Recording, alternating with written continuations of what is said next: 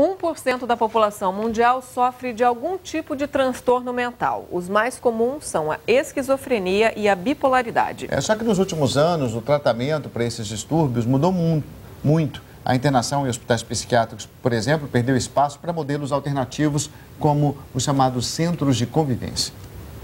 O preconceito é uma dura realidade para as pessoas que sofrem de transtorno mental.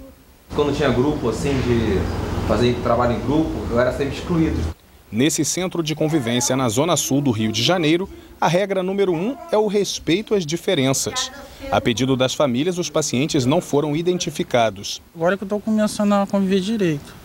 Assim, tinha medo de sair de casa, dormir, essas coisas. Eles passam o dia na clínica e à noite voltam para casa. Um conceito bem diferente do modelo de internação dos hospitais psiquiátricos.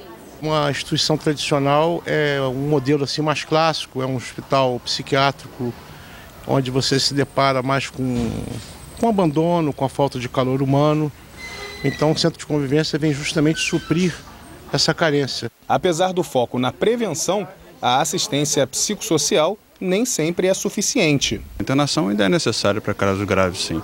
A gente precisa proteger a pessoa, proteger ela dela mesma às vezes, a gente precisa proteger outras pessoas, desses pacientes em crise. No centro de convivência, os pacientes fazem atividades variadas: artesanato, jogos, grupos de leitura. Não somos perfeitos em tudo e cada um tem suas limitações. Esqueça os estereótipos, nada de camisa de força. Aqui, a porta para o mundo está sempre aberta. Bora, pessoal, Vamos lá. A rotina inclui caminhadas ao ar livre, alongamento e aula de Tai Chi Chuan.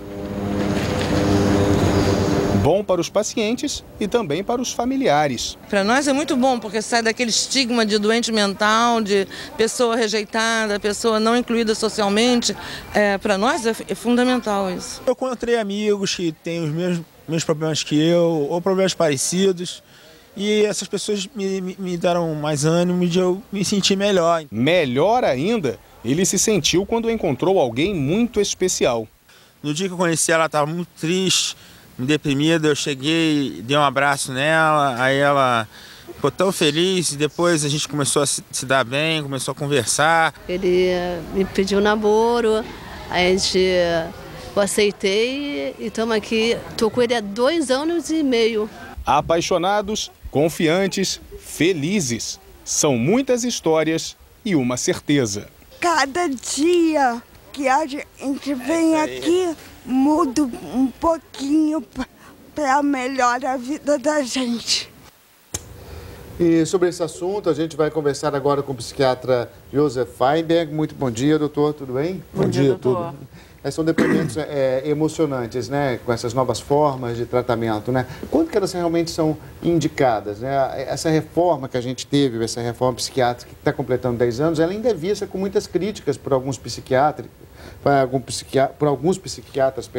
né? Mas eu queria que o senhor fizesse uma avaliação e quando realmente a internação é necessária. Bem, a doença psiquiátrica é uma doença que às vezes se quer dar um certo ar romântico, mas de romântico ela não tem nada. É um evento na vida de uma pessoa de tristeza e de perdas.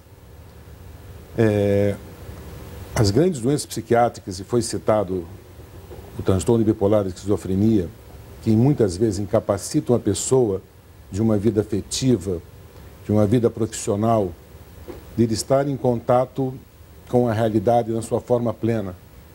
Imagine você está vivendo num mundo externo e internamente você está vivendo num outro mundo. Eu não acredito que hajam psiquiatras de boa formação que sejam contra internações arbitrárias ou que sejam contra internações em hospitais adequados. A lei, me parece, que não está sendo bem aplicada. Na minha clínica particular, onde eu tenho um arsenal terapêutico adequado, medicamentos adequados, terapias adequadas, algumas vezes eu me vejo na necessidade de internar esse paciente. Ou porque ele apresenta um risco de vida, uma ideação suicida, ou quando ele apresenta um quadro, por exemplo, com alucinações, com delírios, E eu me vejo, com todos os meus recursos farmacológicos, que hoje são muitos, na necessidade de internar pacientes de classe média e pacientes de classe média alta. Acho que o Ferreira Goulart, numa das citações dele no jornal, fala que essa lei acaba punindo os pobres, mais uma vez. A população pobre não tem direito a isso. Terminaram-se os leitos psiquiátricos em hospitais adequados, acabou-se a rede pública adequada. No Rio de Janeiro, por exemplo, o Hospital Pinel, que foi um grande hospital do Rio de Janeiro, não se dá recursos aos hospitais psiquiátricos nas grandes universidades.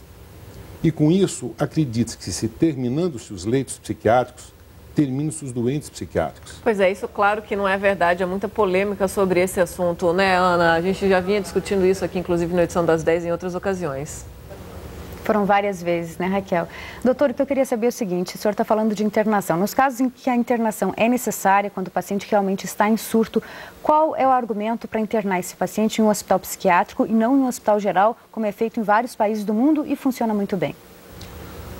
Bom, eu acho a pergunta totalmente adequada, porque não há leitos em hospitais particulares ou mesmo públicos. Quando tem é 1 leito, 2 leitos, 3 leitos.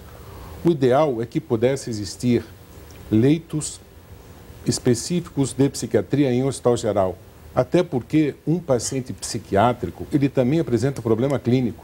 O fato de uma pessoa ter um problema mental não é isenta de ter problemas clínicos.